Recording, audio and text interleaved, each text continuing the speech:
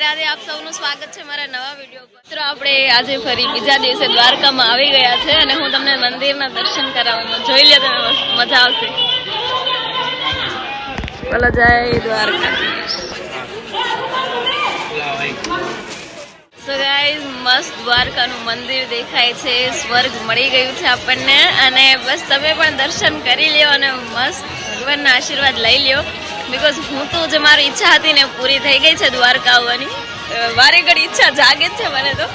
મસ્ત દ્વારકાધીશના દર્શન થઈ ગયા છે। હજી અમે પાછા એક બે વાર પણ દર્શન કરવા જઈએ, કારણ કે અમે અહીંયા દ્વારકામાં છે ને ત્યાં સુધી દર્શન જ કરવાના છે। સો જોઈ શકો તમે મંદિર ગાઈઝ।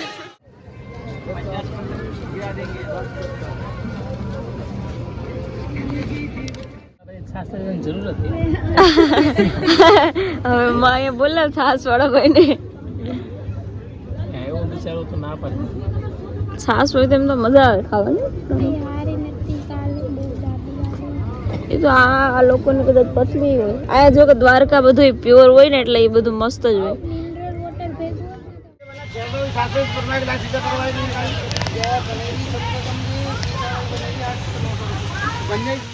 સો ગાઈઝ, હવે આ લોકો જાય છે ને હું પણ જાઉં છું, એટલે આપણે બ્લોગ અહીંથી કન્ટિન્યુ રાખશું। હવે હું જ્યાં જવાની છે પણ એક સરપ્રાઈઝ છે, તો આપણે ત્યાં પહોંચીને તમને બતાવશું કે હું ક્યાં જાઉં છું। અને બસ તો હવે અમે એક બે ફોટો ક્લિક કરીને અહીંયાથી જઈએ છીએ આ કાલની જગ્યા જ્યાં ચપ્પલની કહાની આખી ઘટના બની હતી। એનો બ્લોગ તો ખાસ જોજો, જેને ન જોયો ને તો ખાસ ફૂલ કોમેડી ને બહુ મસ્ત છે। તો મિત્રો, મારી ફેવરેટ જગ્યા એટલે વીર માંગડાવાળાની જગ્યા। બહુ ટાઈમથી, આમ તો બહુ વર્ષોથી આવવાની અહીંયા મારી ઈચ્છા હતી, તો આજે ફાઇનલી પૂરી થઈ અને હું અત્યારે આવી ગઈ છું અહીંયા વીર માંગડાવાળે ભાણવડ। ઘણા લોકોએ સાંભળેલું હશે, ઘણા લોકો આવેલા હશે, કમેન્ટ કરીને મને જણાવો કે કોણ કોણ અહીંયાના છે। અને આપણે બધાએ સાહિત્યમાં ક્યાંક ને ક્યાંક આ નામ સાંભળેલું હોય વીર માંગડાવાળા, કારણ કે આ બધી જૂની વાતો છે। અને વીર માંગડાવાળા અને સતી પદ્મા એ પ્રેમનું પ્રતીક છે। આ એક મારી કહું ને મારા જીવનની ફેવરેટમાં ફેવરેટ કહાની છે અને આના વિશે મેં એક પહેલાં વિડીયો બનાવેલો છે, હું તમને લિંક આપી દઈ, તમે જોઈ લેજો। એમ અત્યારે હું ફરીથી બધું રિપીટ નથી કરતી, મેં બધું એમ A to Z એમાં કીધેલું પણ છે। હવે મેં વીર માંગડાવાળાના દર્શન કરી લીધા, સતી પદ્મા વતીના દર્શન કરી લીધા અને બસ હવે થોડી વારમાં અમે લોકો અહીંયાથી નીકળીએ છીએ, કારણ કે હજી અમને હું જ્યાં મુખ્ય મહેમાન તરીકે જાઉં છું ને, એટલે કે મારા વહાલા ભીખા બાપાને એ લોકોના ઘરના બધા, તો ત્યાં હવે મારે પહોંચવાનું છે। તો આ તો રસ્તામાં મેં કીધું દર્શન કરતા જઈએ અને હવે જાઉં છું હું ત્યાં। તો તમે હજી મને તો આ વીર માંગડાવાળાની જગ્યાને મૂકતા મન નથી થતું, એવી સરસ જગ્યા છે। હા, જે તમે વડ જોઈ રહ્યા છો ને, આ મુખ્ય વડ છે। આ જે કહે ને ભૂતવડ, વીર માંગડાવાળાનું જે મેન વડલો હોય ને એ અહીંયા છે ભાણવડમાં, તો તમે જોઈ શકો। અને આ બધા માનતાની છબીઓ,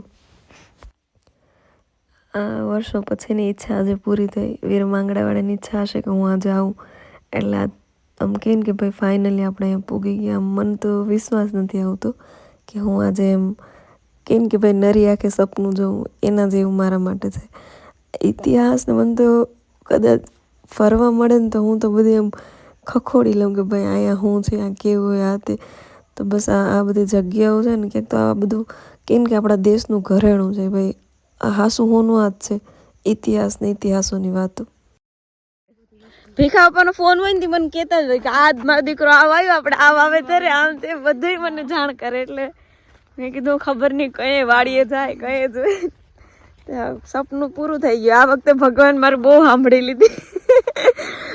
અરે વીર માંગડાવાળા ક્યારથી જાવું હતું, આજ મારું એમ ટૂંકમાં ઈચ્છા પૂરી થઈ। કોઈ દિવસ નહીં, આ ભાણવડ સુધી આવી હતી તોય વીર માંગડાવાળા નથી ગઈ, કેમ કે મેળું જ નતું થયું, અમારી પાસે થોડોક સમયનો અભાવ હતો। હા, એ તો પણ મને એમ હેરાન કરવા, મેં કીધું ક્યાં હેરાન કરું, એમ કઈ કીધું નતું।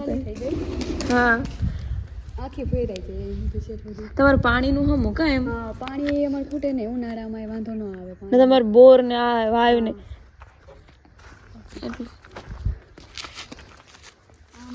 કાઢિયા કર્યા છે, ધોવાઈ ન જાય ને। તમે હજી અમે માંડવી દેવાની હજી બાકી છે. અમે તો નોંધાવી હવે ખબર નહીં કેદી બાકી ક્યાં અમારી સાઈડ તો ભાવ નથી આપતા માંડવીને.